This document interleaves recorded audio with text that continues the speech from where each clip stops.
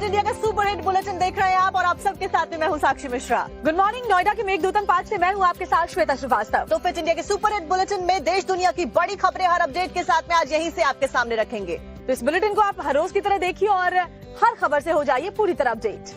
कहते fit India के super hit bulletin की देखिए, औरंगजेब का जो विवाद है वो महाराष्ट्र में गर्माता जा रहा है। नागपुर में जमकर बवाल हुआ है, 2 जगहों पर जबरदस्त हिंसा हुई है। देखिए, बजरंग दल और वीएचपी ने पहले ही प्रदर्शन की चेतावनी दे दी थी और प्रदर्शन किया भी गया। इस दौरान जमकर तलवार लहराते हुए लोगों को देखा गया। फिलहाल यही कहा जा रहा है कि ये महज प्रदर्शन एक प्री प्लान साजिश थी या फिर इसके पीछे वजह क्या थी। और बड़ी जानकारी दे रहे चिटनीस पार्क और महल इलाके में बवाल मचा है और अफवाह दरअसल उड़ाई गई। सोशल मीडिया का भी इस्तेमाल किया गया अफवाह उड़ाने के लिए। अफवाह के बाद सड़क पर जमकर हिंसा हुई। उपद्रवियों ने बाइक और गाड़ियों को भी आग के हवाले कर दिया। फिलहाल सवाल यही खड़ा किया जा रहा है कि आखिरकार इस हिंसा के पीछे साजिश है या फिर क्या कुछ कारण है। हिंसा की ये साजिश प्री प्लान थी या फिर महज एक झूठी अफवाह ने माचिस में चिंगारी मार दी जिसके बाद में ये बवाल हो गया। सवाल ये भी है कि हिंसा की साजिश कहीं पहले से तो रची नहीं गई थी, क्योंकि अचानक से इतने सारे पत्थरों का आ जाना इत्तेफाकन नहीं हो सकता। इसके लिए पहले से कोई प्लानिंग की गई थी। ये बड़ी खबर आपको बता रहे हैं। गाड़ियों में आग लगाई जाई थी। तस्वीरें आप देख करके हैरान रह जाएंगे कि इतना उपद्रव, इतनी हिंसा यहाँ हुई है। औरंगजेब को लेकर के जो विवाद शुरू हुआ था वो थमने का नाम नहीं ले रहा। महाराष्ट्र के अलग अलग जगहों पर इसका असर दिखाई दे रहा है। और श्वेता, इसी को लेकर हमने देखा भी कैसे औरंगजेब की कब्र के आसपास में महाराष्ट्र में जो सुरक्षा व्यवस्था है उसके चाक चौबंद कर दिए गए, क्योंकि चेतावनी पहले कार सेवा तक की यहाँ पर लोगों के द्वारा दे दी गई। और ये तस्वीरें वाकई ये बताने के लिए काफी है कि कैसे यहाँ जबरदस्त हिंसा की प्लानिंग की जा रही है। अफवाहों का बाजार गर्म किया जा रहा है और गाड़ियों में आग लगाई जा रही है। तस्वीरें आप देख सकते हैं। सवाल ये खड़ा हो रहा है फिलहाल कि अचानक से इतने सारे पत्थर कहां से आ गए। बताया जा रहा है कि धर्म विशेष के लोग तलवार लहराते हुए सड़क पर नजर आए और इसी को लेकर फिलहाल पुलिस जो है वो इन्वेस्टिगेट कर रही है। और 5 अलग-अलग तस्वीरें चलिए आपको दिखा देते हैं। तस्वीरों के जरिए आप समझ पाएंगे आखिर कल शाम क्या क्या हुआ था, कैसे उपद्रव मचाया गया, पत्थरबाजी की गई, आगजनी की गई। पत्थर मारते हुए लोगों को देखा गया, इसके साथ साथ में तलवारों को लहराते हुए भी लोगों को देखा गया। अब आपको तस्वीरों के जरिए समझाने की कोशिश करें कि आखिर कल शाम क्या कुछ हुआ था। गाड़ियों में जमकर तोड़फोड़ की गई, आगजनी की गई और तलवार लहराते हुए भी लोगों को देखा गया। हालात को काबू करने के लिए जब पुलिस की टीम मौके पर पहुंची तो पुलिस की टीम पर भी पथराव किया गया। ये बड़ी खबर आपको बता रहे हैं। उपद्रवियों ने जुलूस निकाला, नारेबाजी की। ये तस्वीरें बताने के लिए काफी है कि हिंसा के बाद कैसे हालात वहां पर नजर आए।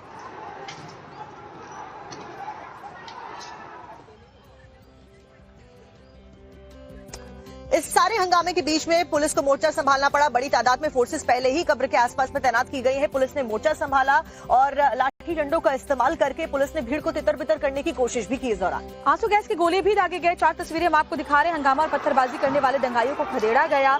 उसके बाद हालात को काबू करने के लिए पूरे इलाके को छावनी में तब्दील कर दिया गया। पुलिस की टीम मौके पर पहुंची। भारी पुलिस फोर्स की तैनाती देखी गई। पुलिस ने लाठीचार्ज किया, आंसू गैस के गोले छोड़े ताकि भीड़ को वहां से, उपद्रवियों को वहां से खदेड़ा जा सके। मौजूदा वक्त में भी इलाके में ताकि शांतिपूर्ण माहौल बरकरार रहे, इसको लेकर भारी संख्या में जो पुलिस बल है उसकी तैनाती कर दी गई। लेकिन ये तस्वीरें फिलहाल आप कल की देख रहे हैं जब जमकर हंगामा यहाँ पर प्रदर्शन किया गया।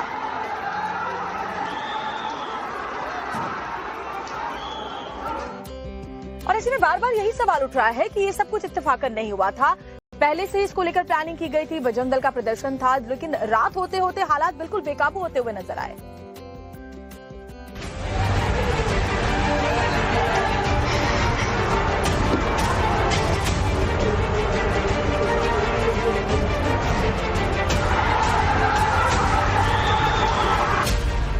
औरंगजेब की कब्र, विवाद और बवाल।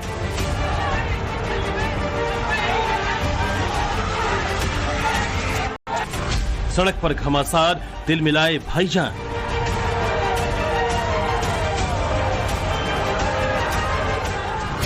अफवाह से आई आफत, खौफनाक मंजर।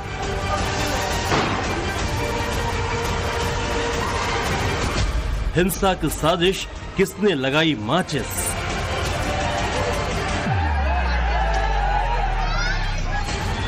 एक झूठी अफवाह से कैसे एक हंसता खेलता शहर चंद लम्हों में सुलग सकता है।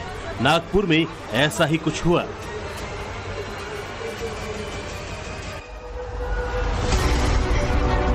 जहां औरंगजेब की कब्र हटाने को लेकर शुरू हुए विवाद के बाद जमकर बवाल हो गया। देखते ही देखते सड़कों पर आगजनी और तबाही का मंजर नजर आने लगा। पिछले कुछ दिनों से महाराष्ट्र में औरंगजेब की कब्र हटाने को लेकर जमकर बवाल चल रहा है। ऐसे में एक झूठी अफवाह ने आग में घी डालने का काम किया। बताया जा रहा है कि किसी ने झूठी अफवाह फैला दी। इसके बाद दोनों धर्मों के लोग आमने सामने आ गए। दोनों समुदाय के लोगों के बीच झड़प हो गई। हंगामे के बाद कुछ उपद्रवियों ने पत्थर फेंकना शुरू कर दिया और देखते ही देखते सड़कों पर आगजनी और बवाल शुरू हो गया। उपद्रवियों ने गाड़ियों में आग लगा दी। हालात काबू करने पहुंची पुलिस पर भी पत्थर फेंके गए, जिसमें कई पुलिस वाले घायल हो गए। घटना के बाद मुख्यमंत्री देवेंद्र फडणवीस ने दोषियों पर सख्त कार्रवाई करने का आदेश दिया है, तो वहीं केंद्रीय मंत्री नितिन गडकरी ने भी शांति बनाए रखने की अपील की है। नागपूरमध्ये काही अफवा पसरल्यामुळे धार्मिक तणाव निर्माण होण्याची स्थिती निर्माण झाली आहे। या सर्व परिस्थितीमुळे नागपूरने नेहमी शांततेचा इतिहास हे नागपूरची विशेषता राहिलेली आहे। माझी सर्व बांधवांना विनंती आहे की त्यांनी कुठल्याही प्रकारच्या अफवांवर विश्वास ठेवू नये, शांतता प्रस्थापित करावी आणि कधीही रस्त्यावर येऊ नये। सगळ्यांनी कायदा आणि व्यवस्थेला सहकार्य करावं। उपद्रवियों की टोली ने सड़कों पर खड़ी बाइकों में आग लगाना शुरू कर दिया। पत्थरबाजी करने लगे, जिसको काबू करने में पुलिस वाले चोटिल हो गए। उपद्रवियों की पत्थरबाजी में एक डीसीपी समेत 4 से 5 पुलिसकर्मी घायल हैं, जिनका इलाज चल रहा है। जिन लोगों ने कायदा सुव्यवस्था हाथ में लेने की कोशिश की, उनके ऊपर हमारी कार्रवाई हुई है और हो रही है। हमने 144 धारा लगाई है और सबको जो है ये हिदायत दी है कि कोई भी बाहर ना निकले अननेसेसरी और कोई भी कायदा कानून अपने हाथ में ना ले। ऐसे में सवाल यही है कि आखिर हिंसा के पीछे किसका मकसद था? कौन वो लोग हैं जिन्होंने झूठी अफवाह फैलाई और इतना बड़ा बवाल हो गया? चश्मदीद महिला के मुताबिक उपद्रवियों के हाथों में तलवारें थी। उनके हाथ में तलवारें भी थी सर। ये देखिए तलवार से तोड़ा है, ये पूरा तलवार से तोड़ा है और ईंटें पत्थर और खिड़की के कांच भी फूटी है ऊपर की। एकदम ऐसा 500,000 लोग ऐसे दौड़ के पत्थरबाजी की है और घर पे पत्थर मारे और हमारी कार जला दी है। विपक्ष भी लगातार सरकार की घेराबंदी कर रहा है। शिवसेना उद्धव गुट के नेताओं का कहना है कि ये राज्य सरकार की लापरवाही है जो इतना बड़ा पखेड़ा खड़ा हो गया। वहीं वारिस पठान ने भी राज्य सरकार को आड़े हाथों लिया है। अंततः जो सरकार को दायित्व दिया गया था कि आपको सभी को लेकर चलना है, सबका साथ सबका विकास करवाना है, उसमें आप कहीं न कहीं असफल हो गए। किस प्रकार की होड़ में लगे हैं आप?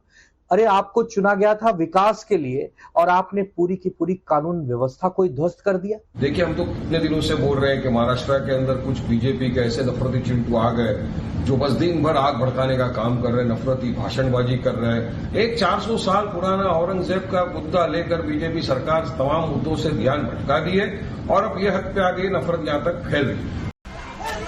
हंगामे और बवाल के बाद पुलिस एक्शन में है। नागपुर पुलिस रात भर गश्त पर रही।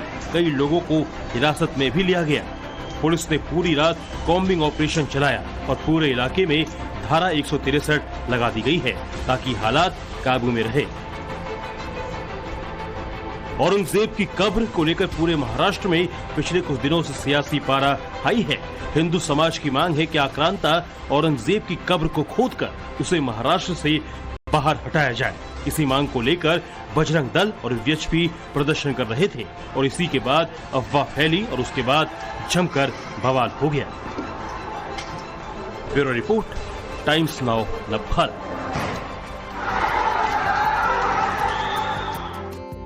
नागपुर में हुए इस प्रदर्शन के बाद में यही सवाल खटक रहा है कि ये जरूर किसी साजिश का हिस्सा है, क्योंकि औरंगजेब की कब्र को हटाने को लेकर बजरंग दल ने दिन में प्रदर्शन बुलाया था, लेकिन शाम होते होते अचानक से ऐसा क्या हुआ कि ये पूरा का पूरा प्रदर्शन हिंसक हो गया और बवाल में तब्दील हो गया। और इसी से जुड़ी बड़ी खबर आपको बताते हैं। हिंसा के बाद कुछ इलाकों में कर्फ्यू लगाया गया है, कुछ इलाकों में अगले आदेश तक कर्फ्यू रहेगा।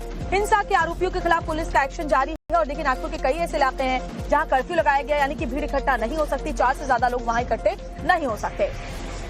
और कौन कौन से वो इलाके हैं वो भी आपको बताते हैं। शहर के कोतवाली, गणेश पेठ, लखड़गंज, पंचपावली, शांतिनगर जैसे जो इलाके हैं वहां कर्फ्यू लगा है। तो इन सभी इलाकों में फिलहाल कर्फ्यू लगा दिया गया है। शांतिनगर, सकदरा और नंदनवन, इमामबाड़ा, ये सभी वो इलाके जहां पे कर्फ्यू लगाया गया है। और महाराष्ट्र सरकार इस पूरी हिंसा के बाद बहुत सख्त है। मुख्यमंत्री देवेंद्र फडणवीस ने भी इसको लेकर बयान दिया है कि दंगाइयों पर कड़ा से कड़ा एक्शन लिया जाएगा। इसके साथ साथ मुख्यमंत्री ने लोगों से ये भी अपील की है कि शांति बनाए रखें और इस तरीके से हंगामे ना किए जाएं, तो शहर की शांति भंग ना हो, इसका ख्याल सभी को रखना होगा। मुख्यमंत्री के द्वारा ये बात कही गई है। और अब वहां पर बिल्कुल ध्यान न दें, सोशल मीडिया पोस्ट जो भी करेगा उस पर एक्शन होगा, कड़ी से कड़ी कार्रवाई की जाएगी। दंगाइयों पर, उपद्रवियों पर ये सख्त निर्देश मुख्यमंत्री की तरफ से दिए गए हैं। जिस तरह की हिंसा हुई उसके बाद महाराष्ट्र सरकार एक्शन मोड में है। नागपुर के महल इलाके में जिस प्रकार से तनाव की स्थिति निर्माण हुई, ये बहुत ही निंदनीय है। जिस प्रकार से कुछ लोगों ने पत्थरबाजी की है, पुलिस पर भी पत्थर फेंके हैं, ये बिल्कुल गलत है। मैं स्वयं इन सारी घटनाओं पर नजर रखकर हूं। मैंने पुलिस कमिश्नर को ये कहा है कि कानून व्यवस्था बनाने के लिए जो भी कड़े से कड़े कदम उठाने की आवश्यकता हो वो उठाए जाए और शांति को बनाया जाए। अगर कोई दंगा करता है, कोई पुलिस पर पत्थर फेंकता है, कोई समाज में तनाव निर्माण करता है, तो ऐसे सभी लोगों के ऊपर कड़ी से कड़ी कार्रवाई की जाए। और मैं सभी को अपील करता हूं कि नागपुर एक बहुत ही शांति प्रिय इस प्रकार की नगरी है, यहाँ की शांति भंग न हो इस प्रकार से सभी लोगों ने व्यवहार और बर्ताव करना चाहिए। और कोई भी अगर इस प्रकार से तनाव निर्माण करने का प्रयास करेगा तो उसके ऊपर बहुत कड़ी कार्रवाई की जाएगी। और अब महाराष्ट्र के बाद उत्तर प्रदेश से आ रही खबर का रुख कर लेते हैं, जहां पर संभल में नेजा मेला जो कि हर साल लगाया जाता था आक्रांता के नाम पर, अब उसको लगाने की अनुमति नहीं दी है, प्रशासन ने मना कर दिया है। तो देखिए बदलाव किस तरीके से नजर आ रहा है। आक्रांता के नाम पर मेला क्यों लगे, ये सवाल लगातार उठ रहे हैं और इसीलिए इसकी इजाजत नहीं दी गई है। संभल जिला प्रशासन ने ये मेला लगाने की इजाजत नहीं दी है। सालार मसूद गाजी के नाम पर ये मेला लगाया जाता था। आपको ये भी बता दें कि हजारों साल से लगातार नेजा मेला लगाया जा रहा था, लेकिन इस बार पहली बार होगा जब प्रशासन की तरफ से इस मेले को लगाने की अनुमति नहीं दी गई है। संभल में क्रूर विदेशी आक्रांता मोहम्मद गजनवी के भांजे सालार मसूद गाजी के नाम पर लगाने वाला नेजा मेला इस बार संभल में नहीं लगेगा। 3 से 4 दिनों तक चलने वाले मेले के लिए जिला प्रशासन ने इजाजत नहीं दी। क्रूर विदेशी आक्रांता मोहम्मद गजनी के भांजे सालार मसूद गाजी के नाम पर ही ये मेला लगाया जाता था। हजारों साल से ये मेला लग रहा था और इस साल ये मेला लगता हुआ नहीं नजर आने वाला है। प्रशासन की अनुमति इस मेले को लगाने के लिए नहीं दी गई है।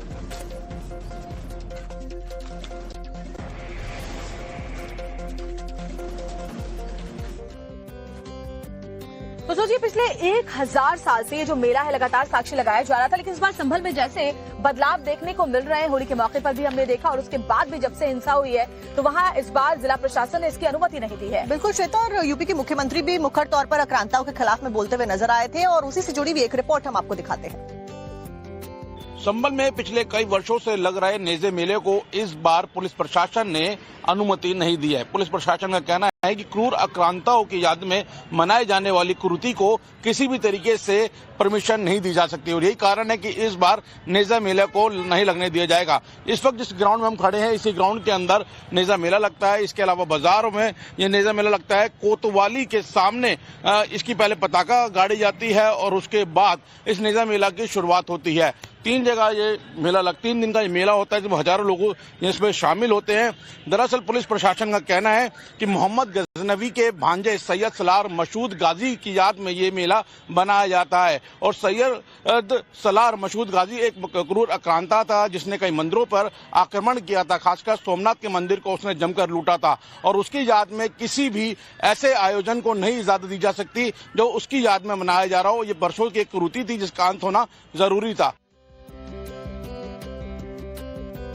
अब देखिए, जिला प्रशासन ने संभल में लगने वाले मेले की अनुमति तो नहीं दी है क्योंकि आक्रांताओं के नाम पर इस तरीके के मेले नहीं रखे जाएंगे कहा गया। लोगों के भी बयान सामने आए हैं श्वेता। और मजे की बात, साथ ही हैरानी की बात यह भी है कि जो लोग हैं वो भी आक्रांताओं के नाम पर मेला चाहते हैं। ये सैयद सलार मसूद गाजी हमारे ये शहीद हो गए थे। ये बहराइच शरीफ के रहने में इनकी दरगाह है, उनकी याद में मेला सर लगाया जाता है। मैं ग्राम प्रधान हूँ शैफ पसराय। हमारे घर से आगे मेला लगता वो जंगल वाला शहबाजपुर। प्रशासन ने कहना है ये क्रूर आक्रांता था जिसने मंदिरों को आक्रमण किया था, मंदिरों को लूटा था और उसकी याद में इस तरीके की कुरीति को नहीं इजाजत दी जा सकती। बिल्कुल नहीं लूटा था इन्होंने। सैयद सलार रहमत गाजी के तो खुद शहीद हो गए थे। ना प्रशासन अनुमति नहीं देगा। तो क्या क्या चाहते हो आप लोग? हम तो ये चाहे भाई जैसा प्रशासन चाहे भाई ऐसा ही कर लो, और क्या उसमें कोई जबरदस्ती लगवा देंगे हम? बताओ हम लगवा देंगे क्या? मेला लग जाएगा तो हम देखने आ जाएंगे, नहीं लगेगा तो कोई बात नहीं। तो बड़ी खबर आपको बता रहे हैं, संभल जिले में इस बार वो मेला नहीं लगेगा जो हजारों साल से यहाँ होता आया है। सालार मसूद गाजी के नाम पर ये मेला लगता था। इसके बारे में कुछ और जानकारियां ग्राफिक्स के जरिए। प्रशासन ने अनुमति नहीं दी है इस बार संभल जिले में इस साल नेजा मेला नहीं लगेगा। सालार मसूद गाजी के नाम पर यह मेला लगता था। आक्रांता के नाम पर मेले की अनुमति नहीं दी। हजारों साल से ये मेला लगाया जा रहा था, लेकिन इस साल नहीं लगाया जाएगा। महमूद गजनवी का भांजा था सालार मसूद गाजी। सालार मसूद गाजी ने सोमनाथ मंदिर को लूटा था। प्रशासन ने उसके बाद इस साल संभल में इस आक्रांता के नाम पर मेला लगाने की अनुमति नहीं दी है, जो कि हमेशा लगता आया है। 3 से 4 दिन तक ये मेला चलता था। इस बार लेकिन इसमें बदलाव किया गया है। यानी कि कुल मिलाकर आने वाले समय में संभल में और भी ज्यादा प्रदर्शन देखने को मिल सकते हैं, क्योंकि लोग एक तरफ जहां श्वेता इस मेले को लगाने की मांग कर रहे हैं, वहीं सीधे तौर पर प्रशासन ने अनुमति देने से मना कर दिया और कहा है कि किसी भी आक्रांता के नाम पर इस तरीके का मेला अब से नहीं लगेगा। और आक्रांताओं का महिमा मंडन क्यों किया जाए, ये पूरे देश में एक सवाल बनकर और चर्चा का विषय बनकर उभरा है। औरंगजेब को लेकर जो सियासत हो रही है वो भी हम देख रहे हैं। और ये जो सालार मसूद गाजी के नाम पर मेला लगाया जाता था संभल में, उसकी इजाजत जिला प्रशासन की तरफ से नहीं दी गई है।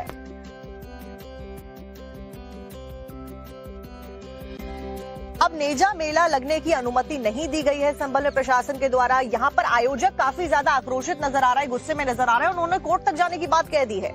हालांकि दबी जुबान में उन्होंने इस बात को भी स्वीकार किया कि प्रशासन का जो भी आदेश है वो उसे स्वीकार करेंगे। परमिशन तो लेते ही नहीं है हम। ये तो परंपरागत नेजा मेला मनाया जाता है हर साल।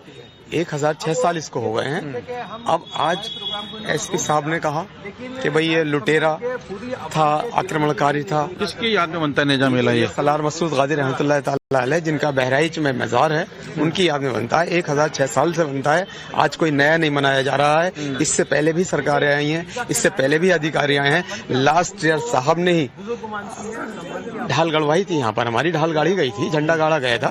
प्रशासन ने मना, एडिशनल एसपी साहब ने बिल्कुल मना कर दिया कि किसी भी तरह से आप कोई भी कार्यक्रम नहीं करेंगे। हम जिनकी वार्तालाप सुन रहे थे आपसे, वो कह रहे हैं, जो अधिकारी साहब हैं वो कह रहे हैं कि ये लुटेरे थे। अब मैं क्या कह सकता हूँ इसके बारे में? वो तो कह रहे हैं। मानना है? नहीं, मैं तो नहीं मानता।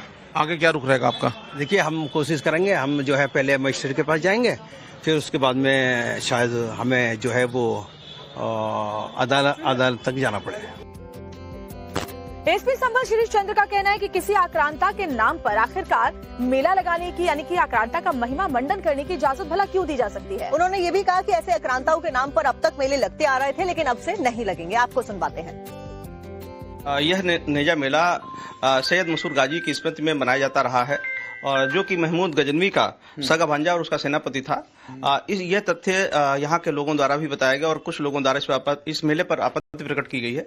तथ्यात्मक रूप से यह बात सही पाई गई, और किसी भी कुरीति को और लुटेरे की याद में मेला लगाया जाना उचित प्रतीत नहीं होता है। अतः अभी फिलहाल परमिशन नहीं दी जाती है। अब आप सोच रहे होंगे कि आखिरकार मसूद गाजी था कौन, तो एक बार ग्राफिक्स के जरिए आपको ये भी बता देते कि मसूद गाजी कौन था। महमूद गजनवी का भांजा था सालार मसूद गाजी। अपने मामा गजनवी के साथ में ही वो हिंदुस्तान में आया था। और जरा इसको सोचिए कि औरंगजेब से भी क्रूर गजनवी का सेनापति मथुरा से सोमनाथ तक तबाही मचाई थी। सोमनाथ मंदिर को मसूद गाजी ने ही लूटा था, यानी कि हिंदू मंदिरों पर कैसे जुल्म ढाए थे, कैसे लूटपाट की थी, हिंदुस्तान की अस्मिता पर जो सवाल है वो खड़े किए थे, वो आप समझ सकते हैं। और मसूद गाजी का एक ही मकसद था कि कैसे पूरे हिंदुस्तान में जो इस्लामिक मकसद था उसको फैलाना, इस्लाम को कैसे फैलाया जाए। बहराइच के सरयू मंदिर को तोड़कर वहां पर भी मस्जिद बनाई गई थी, और ऐसे कई सारे मंदिर थे जिनको तोड़कर मस्जिद इस व्यक्ति के द्वारा बनाई गई थी। सूर्य मंदिर को तोड़कर मस्जिद बनाई गई। महाराजा सुहेल देव की सेना से परास्त हुआ सालार मसूद गाजी ने हजारों की तादाद में जो हिंदू धर्म के लोग थे, सनातनी लोग थे, उनकी हत्या निर्मम तरीके से करवाई थी। और देखिए, यही कारण था कि उसे गाजी की उपाधि से सम्मानित किया गया। बहराइच में सालार मसूद गाजी की मजार भी मौजूद है, और उसके नाम पर आखिरकार मेला इतने सालों से लगता आया है, तो वो क्यों लगाने की इजाजत जिला प्रशासन की तरफ से दी जाए। अब जब सनातन को लेकर के एक अलग पूरे देश में जगी हुई है, तो बहुत जरूरी है कि ऐसे आक्रांताओं का नामो निशान तक मिटा दिया जाए, उनका महिमा मंडन, उनके नाम पर किसी भी तरह का कोई आयोजन न किया जाए। साफ तौर पर प्रशासन और सरकार का यही कहना है।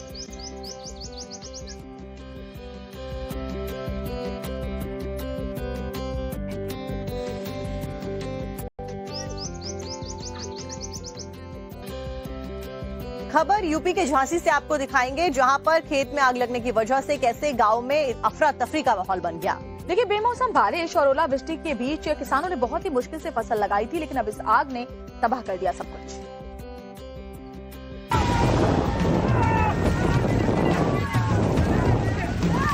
मंजर बेहद डरावना है। आसमान काला नजर आ रहा है, जबकि कई लोग हाथों में पत्तों वाली कहनियां लेकर खेत की तरफ दौड़ते हुए जाते हैं और खेत के दूसरे छोर पर लगी लपटों को पत्तों से बुझाने की कोशिश करते हैं। लेकिन तभी अचानक आग भयानक रूप ले लेती है और आग का बड़ा गुबार तेजी से फसल को अपने आगोश में लेते हुए आगे बढ़ता है। इस आग को आगे बढ़ता देखकर आसपास मौजूद लोग चीखना चिल्लाना शुरू करते हैं। आग बुझा रहे लोगों को वापस आने को कहते हैं।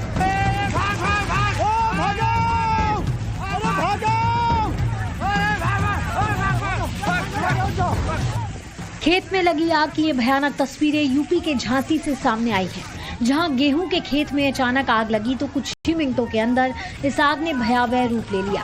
आसपास के खेतों में काम कर रहे लोगों ने जैसे ही इन लपटों को देखा तो सभी आग को बुझाने के लिए दौड़ पड़े, लेकिन तेज हवा की वजह से आग बुझने की बजाय और ज्यादा भीषण होती चली गई।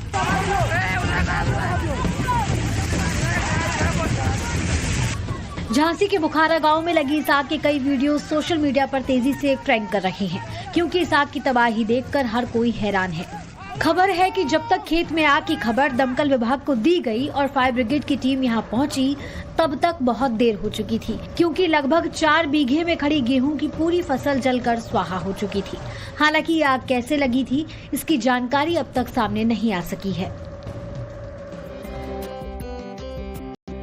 भारत के 5 दिवसीय दौरे पर पहुंचे न्यूजीलैंड के प्रधानमंत्री क्रिस्टोफर लक्सन ने सोमवार को प्रधानमंत्री मोदी के साथ रायसीना डायलॉग्स का उद्घाटन किया, जिसके बाद शाम होते ही ये दोनों नेता सिख समुदाय के महत्वपूर्ण स्थल रकाबगंज साहिब में पहुंचे और यहां पर दोनों नेताओं ने मत्था टेका। आपको दिखाते हैं।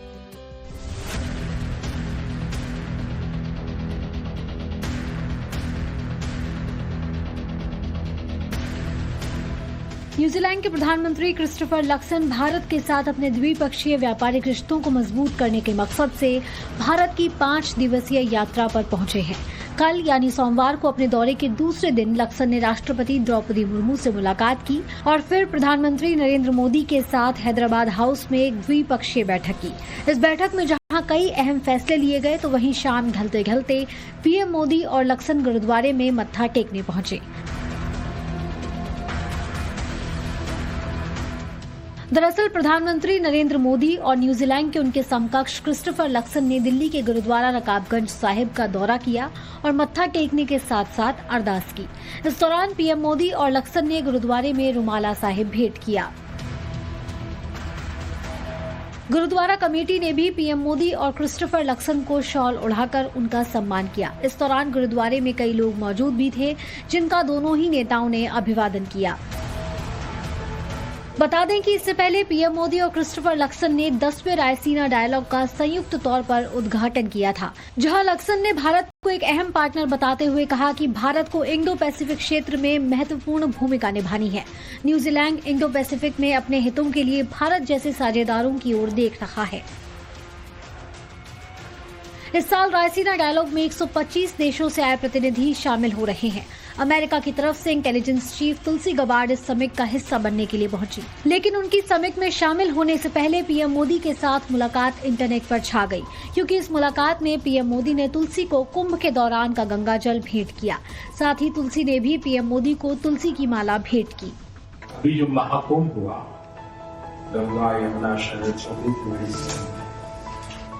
जिस मुहूर्त था 45 दिन का, तो बड़ा महत्व का माना जाता है। और उसमें देश के 66 करोड़ लोगों ने 660 मिलियन लोग भाग गए उस पानी में डुबकी लगाने के लिए, बन गया था। तो उस समय जो पानी होता है तो जो उस समय का ही गंगा जल है। Thank you very much. This is very good. आपकी जानकारी के लिए बता दें कि Raisina dialogue observer research foundation और विदेश मंत्रालय की तरफ से किए जाने वाला सम्मेलन है, जो अंतर्राष्ट्रीय स्तर पर चल रही उथल पुथल, खासकर रूस यूक्रेन युद्ध के मद्देनजर हो रहा है। 3 दिन का ये सम्मेलन 19 मार्च तक चलने वाला है, जिसमें 125 देशों के 3500 से ज्यादा लोग शामिल होंगे। और बिहार के कटिहार से आपको बताते हैं, यहाँ पर एक गांव में आग लगी तो इस आग ने लगभग 20 घरों को अपनी चपेट में ले लिया और 20 घर जलकर राख हो गए। और हालात ये बने कि जो लोग थे वो इधर उधर चीख पुकारते नजर आए। अब आप सोचिए, इतने भयानक अग्निकांड के बावजूद यहाँ पर दमकल की कोई भी गाड़ी पहुंच नहीं पाई। सवाल ये खड़ा होता है कि आखिर क्यों ऐसा हुआ। हमारी रिपोर्ट में देखिए। सबसे पहली तस्वीर को देखिए, जहां आपको भयंकर आग लगी हुई नजर आएगी। लपटें इतनी भयंकर है कि ऐसा लग रहा है मानो आसमान को छू लेंगी। वीडियो को देखकर समझा जा सकता है कि आग ने बड़े एरिया को अपनी चपेट में ले रखा है। वहीं दूसरी तस्वीर में आपको जला हुआ इलाका दिखाई देगा। इस वीडियो में जो पीछे की तरफ कई फीट ऊंची आग की लपटें धधकती हुई दिखेंगी, लेकिन आगे की तरफ की आग को गांव वालों ने मिलकर बुझा दिया है। लोग वीडियो में खुद ही बाल्टियों में पानी भरकर आग पर छिड़काव करते हुए दिख रहे हैं। विचलित कर देने वाले आग के तांडव की दोनों तस्वीरें बिहार के कटिहार से सामने आई हैं, जहां एक कच्चे घर में लगी आग कुछ ही देर में इतनी भयंकर हो गई कि इसने आसपास के 20 घरों को फूंक कर स्वाहा कर दिया। क्योंकि ये गांव इतने दूर दराज के इलाके में बसा है कि यहां तक दमकल विभाग की गाड़ियां नहीं पहुंच सकी। गांव के लोगों ने ही 3 से ज्यादा घंटों की कड़ी मशक्कत के बाद बाल्टियों से पानी डाल कर इस आग को बुझाया। चश्मदीदों की माने तो भीषण आग की लपटों की वजह से घंटों तक गांव में अफरा तफरी का माहौल बना रहा। हर बीतते पल के साथ फैलती हुई इस आग से बचने के लिए लोग अपने अपने घरों से निकलकर भागने लगे। हालांकि आग सबसे पहले कैसे शुरू हुई थी, इसकी जानकारी तो अब तक सामने नहीं आ सकी है, लेकिन करीब 15 लाख का सामान जलकर खाक हो चुका है।